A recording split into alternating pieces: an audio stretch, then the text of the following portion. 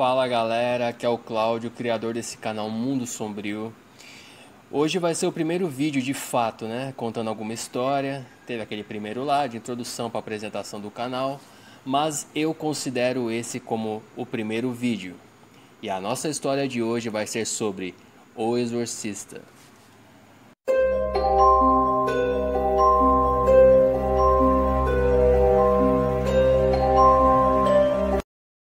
Então, antes de começar o vídeo, eu já peço a você que é novo aqui no canal, já se inscreva no canal, dê o like no vídeo, porque isso ajuda muito aqui para continuar trazendo novos conteúdos para vocês.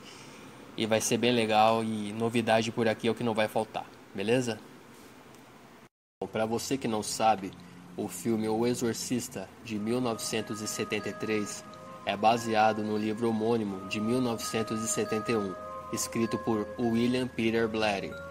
O livro conta a história de uma garota de 12 anos que se chama Regan McNeil, que tem uma mãe que é atriz e tenta passar o máximo de tempo possível com a filha. O pai da garota mal dá atenção a ela, e nessa mistura de coisas se sentia solitária e começou a utilizar uma tábua Ouija que tinham na casa.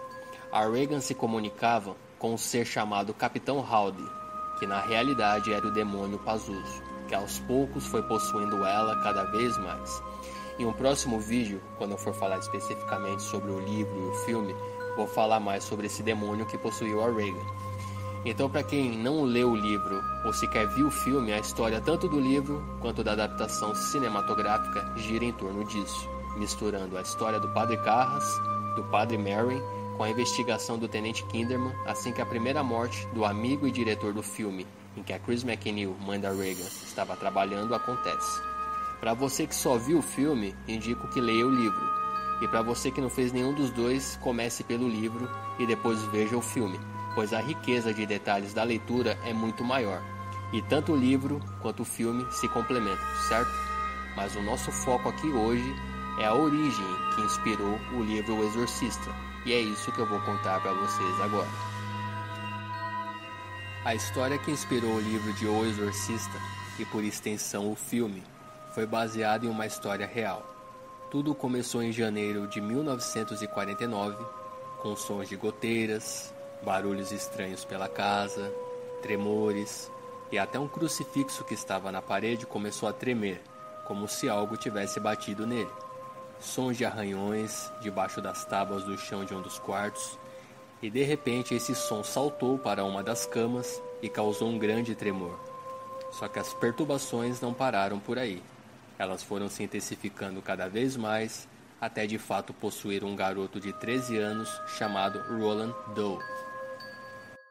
Aparentemente um espírito violento o possuiu, e era só o início de longos meses de agonia, para ele e seus familiares, e também de muitas e muitas lutas para livrá-lo desse mal. Na realidade, não se sabe ao certo o nome do garoto, pode ser Roland Doe ou Robert Mannheim. A igreja alterou o nome do garoto por motivos óbvios. Rob Mannheim, ou Roland Doe, vinha de uma família cristã. Ele foi privado da diversão com outras crianças na época, pois estava ocorrendo a Segunda Guerra Mundial. E como ele não podia sair de casa, seu tutor, o tio Harriet, era sua única companhia. O tio Harriet era espírita, e ele presenteou o garoto, sabe com o quê? Uma tábua Ouija, para que o garoto pudesse se comunicar com os mortos, desde que ele seguisse a religião. Em 1948, Harriet faleceu, e esse foi um golpe duro para Rob. Ele, logo após o falecimento do tio, tentou entrar em contato com ele através do seu presente, por diversas vezes. Poucos dias depois de começar a usar a tábua Ouija, os pais do garoto começaram a ouvir os barulhos que mencionei a vocês nesse vídeo. Barulhos, passos no sótão, ruídos, tremores. Rob, depois de algum tempo, já conseguia mover os objetos somente com o pensamento. Ele destruiu um vaso de água benta que estava em sua cabeceira, só que um detalhe, ele estava completamente amarrado. A família, aterrorizada por todos esses eventos, entraram em contato com o padre luterano Luther Miles, pedindo a sua ajuda. O padre chamou médicos, psiquiatras, psicólogos para avaliar o menino, e colher provas que a igreja exige para um possível exorcismo. Mas nem médicos, nem psiquiatras, nem psicólogos acharam uma resposta para o que Rob tinha. Então, convencido de que Rob estava possuído, Luther Miles chamou o padre católico Edward para fazer um exorcismo no hospital da Universidade de Georgetown, uma instituição jesuíta. E já logo na primeira sessão de exorcismo, adivinhem, ele rasgou o padre do ombro ao pulso com uma mola da cama. O padre teve que levar mais de 100 pontos. Quando Rob foi para casa descansar, seus pais notaram que em seu corpo havia dizeres feitos com a sua própria pele, com palavras profanas, como inferno e Satã. Já em fevereiro de 1949, ferimentos de cor vermelha, que soletravam a palavra Louis, apareceram em suas costelas, e a mãe dele, assustada, encarou isso como um sinal que deveria levar o filho para St. Louis, sua cidade natal. Lá um membro da família procurou a ajuda do padre Raymond, um professor clerical da Universidade de St. Louis. Durante a primeira bênção do padre, em 9 de março de 1949, a cama do menino começou a tremer, e arranhões no formato de zigue-zague apareceram do nada em seu corpo. Uma semana depois, o arcebispo concedeu permissão para um exorcismo total. O exorcismo começou às 10h30 da noite, conduzido pelo bispo e 2 outros oficiais da igreja. Conforme o ritual estava em andamento, Rob começou a tremer e bater violentamente contra a cama, assim como a Regan em O Exorcista. A palavra inferno apareceu no peito do garoto, e toda essa angústia só foi terminar em abril de 1949. Rob recebeu uma visão de um homem com cabelos claros e ondulados, segurando uma espada de fogo e de pé sobre um poço contendo o demônio. E de repente Rob declarou: ele se foi.